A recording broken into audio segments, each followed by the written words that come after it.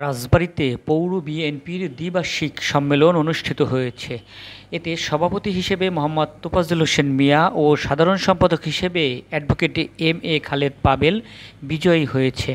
মঙ্গলবার বিকেল ৪টায় রাজবাড়ী জেলা বিএনপি কার্যালয়ে পৌর বিএনপির দ্বিবার্ষিক সম্মেলন অনুষ্ঠিত হয়। প্রথম পর্বের আগে বিলুপ্তি করা হয় পূর্বের কমিটি।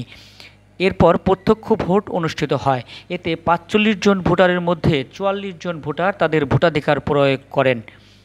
ভোটাভুটি শেষে ভোট গণনায় দেখা যায়, সভাপতি হিসেবে ২৩ ভোট পেয়ে মোহাম্মদ তোফাজ্জল হোসেন মিয়া সভাপতি, সিনিয়র সহসভাপতি মোহাম্মদ হাসমত আলী খান ২৩ ভোট, সাধারণ সম্পাদক advocate M A Khaled Pavel ২৯ vote, senior যুগ্ম সাধারণ সম্পাদক আব্দুর রব ২৩ ভোট, সাংগঠনিক সম্পাদক আকমল চৌধুরী ২৬ ভোট পেয়ে বিজয়ী হন।